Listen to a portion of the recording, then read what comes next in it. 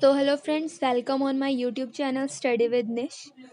आज जो वीडियो है उसमें हम ये डिस्कस करने वाले हैं कि जो इनकम टैक्स के अंडर जो टोटल इनकम होती है जिसके ऊपर हमें टैक्स को पे करना होता है, उस इनकम को किस तरह से कैलकुलेट किया जाता है।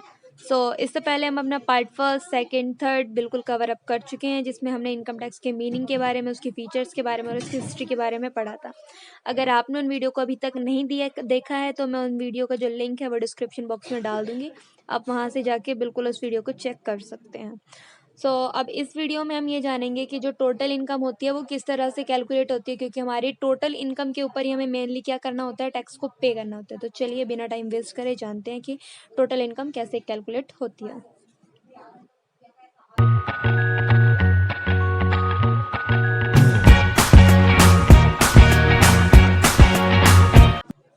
इनकम टैक्स के अंडर जो हम टोटल इनकम को कैलकुलेट करते हैं, उसके जो कॉन्सेप्ट है उसको समझने के लिए हमें सेक्शन 4 को पढ़ना पड़ेगा। सेक्शन 4 से ही हमें ये पता चलेगा कि जो टोटल इनकम है वो किस तरह से कैलकुलेट होगी, और असेसमेंट की ही ईयर क्या होता है, प्रीवियस ईयर क्या होता है और पर्सन क्या होता है। क्योंकि इससे पहले हम जो वीडियो थी उसमें उसकी फीचर्स के बारे में इन सभी पॉइंट्स को पढ़ चुके हैं, तो इन सब का मीनिंग क्लियर करने के लिए हमें क्या करना होगा, सेक्शन 4 को कम्प्लीटली पढ़ना पड़ेगा। तो चलिए सेक्शन 4 की तरफ क्या करते हैं, बट चलिए देखते हैं कि जो सेक्शन 4 है वो किन किन चीज़ों को डिफाइन करता है। Income tax is an annual tax on income. Section 4 बोलता है कि जो इनकम टैक्स है वो क्या है, एक एनुअल टैक्स है। जो इनकम के ऊपर हमें टैक्स पे करना पड़ता है वो क्या करना पड़ता है, हमें एनुअली पे करना पड़ता है, मतलब साल के अंदर एक बार ही पे करना पड़ता है। सेकंड पॉइंट बोलता है income tax payable for any assessment year, कि जो इनकम टैक्स हमें पे करना पड़ता है वो किसी असेसमेंट ईयर के लिए क्या करना पड़ता है, पे करना पड़ता है। तो अभी हम आगे जाके पढ़ेंगे कि जो असेसमेंट ईयर है वो होता क्या है बेसिकली। इस वीडियो में आगे जाके ही हम पढ़ेंगे कि जो असेसमेंट ईयर है वो क्या है। थर्ड पॉइंट है at the rate specified in annual finance act. तो हम किस रेट से पे करेंगे, जो कि हमारे एनुअल फाइनेंस एक्ट के अंडर जो हमें दिए हुए हैं उस रेट से हम क्या करेंगे, इनकम टैक्स को पे करेंगे। नेक्स्ट पॉइंट है in respect of total income of any person. जो सेक्शन 4 है वो ये बोल रहा है कि जो इनकम टैक्स हम पे करेंगे वो टोटल इनकम के ऊपर पे करेंगे जो किसी पर्सन की होगी। तो यहाँ पे हम दो चीज़ों के बारे में और पढ़ेंगे कि टोटल इनकम क्या होती है और पर्सन क्या होता है। ये जहाँ यहाँ पे एनी पर्सन को डिफाइन किया हुआ है, इसके बारे में भी हम आगे वीडियो में पढ़ेंगे। सिक्स पॉइंट है इन द प्रीवियस ईयर। हमें प्रीवियस ईयर की इनकम के ऊपर क्या करना पड़ता है, इनकम टैक्स को पे करना पड़ता है। तो अब ये जो प्रीवियस ईयर है वो भी हम जानेंगे आगे वीडियो में कि क्या है। तो चलिए आगे पढ़ते हैं। जो सेक्शन 4 के अंडर अभी हमने पर्सन के बारे में पढ़ा था, तो हम अभी उसके बारे में आगे जानने वाले हैं कि जो पर्सन है किस पर्सन को हम इंक्लूड करेंगे पर्सन की कैटेगरी में। जो पर्सन है उसकी जो डेफिनेशन है वो सेक्शन 2 और सब सेक्शन 31 के अंडर दी हुई है। तो अब जो पर्सन है उसके बारे में हम जो सेक्शन 2 है और जो सेक्शन 31 है उसके बारे में जानने के लिए इस सेक्शन को चेक कर सकते हैं।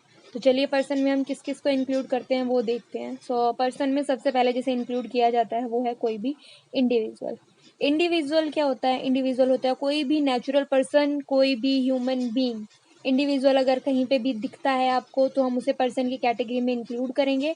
वो टैक्स पे करने के लिए क्या होगा, लाइबल होगा। और इंडिविजुअल क्या हो गया, कोई भी नेचुरल पर्सन हो गया, कोई भी ह्यूमन बीइंग हो गया, जैसे कि आप, मैं, ये सारी की सारी चीज़ें क्या मानी जाएंगी, इंडिविजुअल। जैसे कि कोई भी मेल हो गया है, कोई मेल है, ठीक है, कोई फीमेल है, तो कोई भी मेल हुआ और कोई भी फीमेल हुआ तो हम उसे क्या मानेंगे, इंडिविजुअल मानेंगे।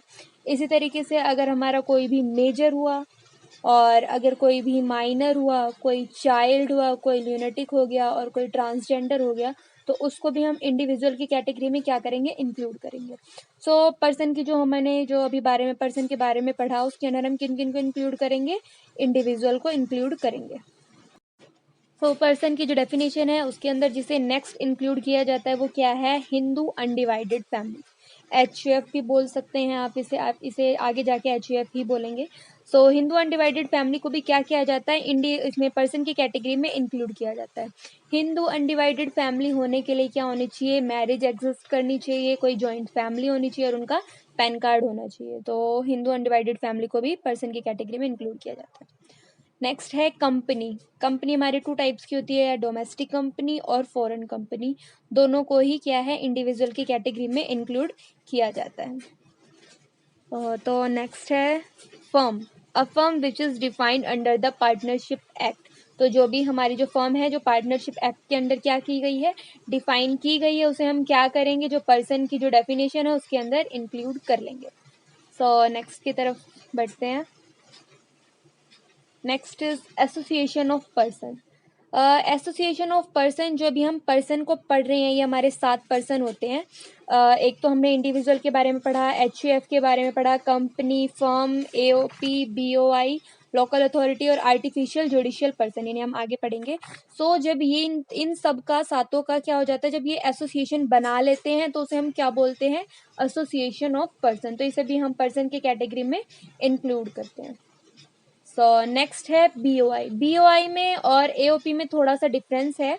जो BOI है वो हमारा एसोसिएशन होता है इंडिविजुअल का। जो भी हमने इंडिविजुअल पढ़ा था, मेजर, माइनर, मेल, फीमेल, जब ये सभी पर्सन मिलके क्या कर लेते हैं, अपना क्या बना लेते हैं, एक एसोसिएशन बना लेते हैं, तो उसे हम क्या बोलते हैं, BOI बोलते हैं। लेकिन जब सारे जो हम 7 पर्सन को पढ़ते हैं, अगर वो अपना क्या बना लेते हैं, एसोसिएशन बना लेते हैं, अगर वो एसोसिएशन बनाते हैं तो उसे हम क्या बोलते हैं, एसोसिएशन ऑफ पर्सन, और इसे बोलते हैं बॉडी ऑफ इंडिविजुअल।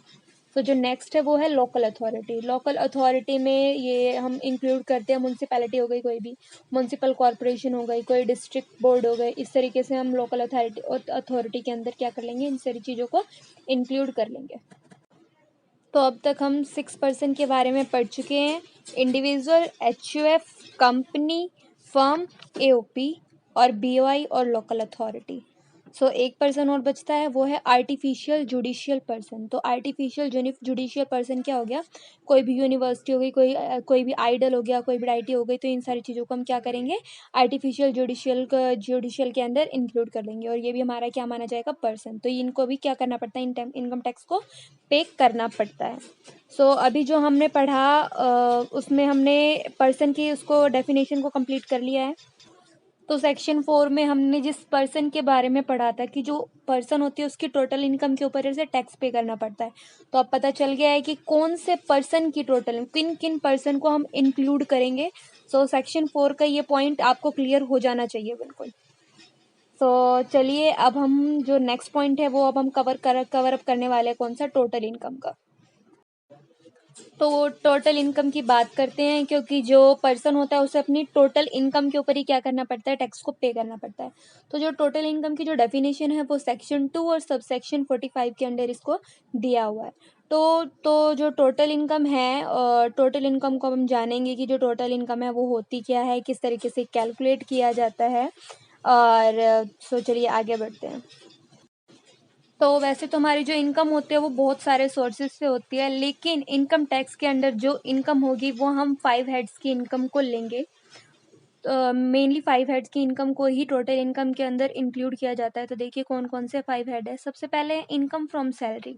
इनकम अगर हमारी किसी भी सैलरी से हो रही है तो हम उसे टोटल इनकम में इंक्लूड कर लेंगे। और ये जो सेक्शन है इनकम फ्रॉम सैलरी के, ये सेक्शन 15 से सेक्शन 17 तक के जो सेक्शन है वो फॉलो अप होंगे। सो हमारी अगर कोई भी सैलरी की इनकम है तो वो क्या होगी, टोटल इनकम में इंक्लूड हो जाएगी। हमारा फर्स्ट हेड है इनकम फ्रॉम सैलरीज।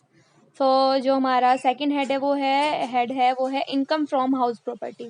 अगर हमें कोई भी हाउस प्रॉपर्टी से अगर हमारी कोई भी इनकम होती है तो हम उस इनकम को भी क्या करेंगे, टोटल इनकम के अंदर इंक्लूड कर लेंगे। और इसके जो सेक्शन है वो सेक्शन 22 से सेक्शन 27 तक के सेक्शंस के बारे में पढ़ा जाएगा, वहाँ से हम इसे कैलकुलेट करेंगे।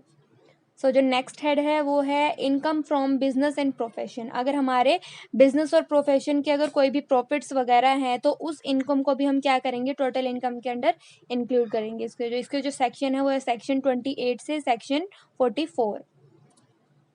तो जो नेक्स्ट हेड है वो है कैपिटल गेन। कैपिटल गेन के जो भी हमारे कैपिटल गेन होंगे हम आगे जाके पढ़ेंगे जो कैपिटल गेन है वो क्या है। तो जो भी हमारे कैपिटल गेन होंगे वो भी क्या होंगे, टोटल इनकम में इंक्लूड होंगे। और इसके सेक्शन है 45 से 55। और इसके अलावा अब हमारी जो भी इनकम बच जाती है वो होगी हमारी इनकम फ्रॉम अदर सोर्सेज, जो अभी तक हमने ऊपर नहीं पढ़ी थी। उसके अलावा जो भी इनकम हमारी जो बचेगी उसे हम इनकम फ्रॉम अदर सोर्सेज में इंक्लूड करेंगे। तो हमारी 5 हेड्स की जो इनकम है वो ये थी। तो जो टोटल इनकम है उसमें 5 हेड की इनकम को क्या किया जाता है, इंक्लूड किया जाता है। सबसे पहला जो हेड है वो इनकम फ्रॉम सैलरी है, सेकंड है income from house property, next है profits of business and profession, और capital gain, income from other sources. तो ये जो हमारे 5 हेड होते हैं, इन पांचों हेड की इनकम को लेके हमें क्या करना पड़ता है, टोटल इनकम को कैलकुलेट करना पड़ता है। अभी जो हमने 5 हेड्स की इनकम को पढ़ा है, जब इन 5 हेड्स की इनकम को क्या कर लिया जाता है, एग्रीगेट कर लिया जाता है, मतलब इनको प्लस कर लिया जाता है, ऐड कर लिया जाता है, तो उसे हम क्या बोलते हैं, ग्रोस टोटल इनकम बोलते हैं। और इसका जो सेक्शन है वो है सेक्शन 80B सब सेक्शन 5। तो जो इन सभी इनकम को जब हम प्लस कर लेते हैं, ऐड ऑन कर लेते हैं, एग्रीगेट जो होता है उसे हम क्या बोलते हैं, ग्रोस टोटल इनकम होता है। बात यहीं पे खत्म नहीं होती है। इस जो ग्रोस टोटल इनकम है, इस ग्रोस टोटल इनकम में से जो कोई भी पर्सन है उसको क्या की जाती है, कुछ डिडक्शंस दी जाती हैं जो कि इनकम टैक्स के अंदर डिफाइन है। तो हमारी जो डिडक्शन है वो 80C सेक्शन से लेके 80U सेक्शन तक की जो डिडक्शन है उनको दिया जाता है। और इनको देने के बाद, इनको सब्ट्रैक्ट करने के बाद जो भी हमारी इनकम लेफ्ट ओवर हो जाएगी, जो भी बच जाएगी, उसे हम किस नाम से जानते हैं, टोटल इनकम के नाम से जानते हैं। तो क्या पढ़ा अभी हमने, टोटल इनकम किसे बोलते हैं। तो टोटल इनकम में सबसे पहले हम 5 हेड्स की जो हमारी इनकम है उसको क्या करेंगे, उन सबको ऐड ऑन कर लेंगे। उन सबको ऐड ऑन करने के बाद उसमें से जो हमारी डिडक्शंस होंगी कौन से सेक्शन की, 80C से 80U की, उनको करने के बाद जो भी हमारा अमाउंट बचेगा वो क्या होगा, टोटल इनकम हो जाएगा। तो जो अभी सेक्शन 4 में हमने पर्सन के बारे में पढ़ा और जो टोटल इनकम के बारे में पढ़ा वो आपको क्लियर हो गया होगा। नेक्स्ट है असेसमेंट ईयर और प्रीवियस ईयर। हमने उसमें पढ़ा था कि असेसमेंट ईयर की इनकम के ऊपर हमें असेसमेंट ईयर में हमें क्या करना पड़ता है, इनकम टैक्स को पे करना पड़ता है। और एक पढ़ा था प्रीवियस ईयर की इनकम के ऊपर क्या करना पड़ता है, टैक्स को पे करना पड़ता है। तो जानते हैं कि जो असेसमेंट ईयर होता है और वो प्रीवियस ईयर होता है वो क्या होता है। तो शुरुआत से ही हमने सिर्फ एक ही ईयर के बारे में पढ़ा था, वो था कैलेंडर ईयर। कैलेंडर ईयर क्या होता है, वो हमारा 12 मंथ्स का होता है। कैलेंडर में जो दिए होते हैं 12 मंथ्स होते हैं और 1 जनवरी से स्टार्ट होते हैं। तो अब तक हमने वो पढ़ा। फिर उसके बाद जब हम अकाउंटिंग फील्ड में आए तो हमने फाइनेंशियल ईयर के बारे में पढ़ा, जो कि क्या होता है, 12 मंथ्स का क्या होता है, पीरियड होता है। 1 अप्रैल से स्टार्ट होता है और 31 मार्च को क्या हो जाता है, खत्म हो जाता है। तो अब हम इसके बाद जो पढ़ने वाले हैं वो कौन सा ईयर पढ़ने वाले हैं, असेसमेंट ईयर। सो बेसिकली जो असेसमेंट ईयर होता है वो भी क्या होता है, 12 मंथ का पीरियड होता है। और कब से कमेंस होता है, 1 अप्रैल से कमेंस होता है और ये भी 31 मार्च को क्या होता है, एंड हो जाता है। लेकिन ये हमारा वो वाला साल होता है जिसमें हमें क्या करना पड़ता है, टैक्स को पे करना पड़ता है। असेसमेंट ईयर हमारा वो वाला ईयर होता है जिसमें हमें इनकम टैक्स की पेमेंट करनी होती है। जो हमने इनकम टैक्स पे करना है वो अब हम असेसमेंट ईयर में क्या करेंगे, पे करेंगे। तो असेसमेंट ईयर, तो सेक्शन 4 में भी हमने इसी असेसमेंट ईयर की बात की थी कि जो हमारा इनकम टैक्स पेबल होगा वो किसी भी असेसमेंट ईयर के लिए क्या होगा, पेबल होगा। असेसमेंट ईयर में ही हम इनकम टैक्स की क्या करते हैं, पेमेंट करते हैं। तो जो सेक्शन 4 का जो कॉन्सेप्ट था असेसमेंट ईयर का वो बिल्कुल आपको समझ में आ जाना चाहिए। और सेक्शन 4 में हमें एक ईयर और बताया हुआ था, प्रीवियस ईयर। तो प्रीवियस ईयर हमारा कौन सा वाला साल होता है, it is a financial year immediately preceding assessment year. तो असेसमेंट ईयर के पीछे वाला जो साल होता है उसे हम किस नाम से जानते हैं, प्रीवियस ईयर के नाम से उसे जाना जाता है। और प्रीवियस ईयर हमारा मेनली वो वाला साल भी होता है जिसमें हमने क्या किया है, इनकम को अर्न किया है। इनकम हमारी अर्न की जाती है प्रीवियस ईयर में और उसके ऊपर जो टैक्स पे किया जाता है वो भी हमने पढ़ा क्या, असेसमेंट ईयर में। तो आपको प्रीवियस ईयर का ये वाला कॉन्सेप्ट बिल्कुल आराम से समझ में आ जाने चाहिए। तो जो सेक्शन 4 है उसमें अब देखते हैं हमने क्या क्या पढ़ा। अब आपको सेक्शन 4 बिल्कुल समझ में आ जाएगा। क्या क्या पढ़ा था हमने सेक्शन 4 में, कि जो इनकम टैक्स होता है वो क्या होता है, एनुअल टैक्स होता है। ठीक है, एनुअली हमें क्या करना होता है, पे करना पड़ता है। नेक्स्ट पॉइंट बोलता है income tax payable for assessment year. तो इनकम टैक्स हमें पता चल गया कि हमें किसके लिए पे करना पड़ता है, किसी भी असेसमेंट ईयर, क्योंकि हम जो टैक्स पे करेंगे वो हम नेक्स्ट ईयर में करेंगे जिसमें हमने उसे अर्न किया है उससे। तो उसे हम क्या बोलते हैं, असेसमेंट ईयर बोल। और इनकम टैक्स जो पे किया जाता है वो किसके ऊपर किया जाता है, जो हमारी टोटल इनकम होती है, टोटल इनकम के ऊपर क्या किया जाता है, टैक्स को पे किया जाता है। और वो जो टोटल इनकम है वो किसकी होगी, पर्सन की होगी। हमें ये भी पता चल गया है कि कौन कौन से पर्सन को हम इंक्लूड करेंगे इस पर्सन की कैटेगरी में। और जो टोटल इनकम होती है वो कौन से साल की होती है, प्रीवियस ईयर की जो इनकम होती है उसे हम उसके ऊपर हमें क्या करना होता है, टैक्स को पे करना पड़ता है। तो अब आपको ये जो सेक्शन 4 है वो बिल्कुल समझ में आ जाना चाहिए कि क्या समझाया है। बिल्कुल आपको सब कॉन्सेप्ट समझ में आ गया होगा कि टोटल इनकम किस तरीके से कैलकुलेट होती है, असेसमेंट ईयर क्या होता है, प्रीवियस ईयर क्या होता है और पर्सन की कैटेगरी में हम किन किन बंदों को इंक्लूड करते हैं। तो जो नेक्स्ट वीडियो होगी वो इनकम टैक्स के रेट से रिलेटेड होगी, जो कि मैं आने वाले कुछ दिनों में ही उसे पोस्ट कर दूंगी, तो आप उसे भी ज़रूर देख लीजिएगा। जो और आपका जो फर्स्ट चैप्टर है वो बिल्कुल कंप्लीट हो जाएगा, आपको बिल्कुल समझ में आ जाएगा कि जो फर्स्ट चैप्टर है वो क्या है क्या। और साथ ही साथ चैनल को सब्सक्राइब करना ना भूलें, और उसके साथ जो बेल आइकन है उसको भी प्रेस कर दीजिए, ताकि जो अगली वीडियो है उसकी नोटिफिकेशन आपको जल्द से जल्द मिल जाए। So thank you. और वीडियो अगर आपको पसंद आए तो वीडियो को लाइक ज़रूर कीजिए।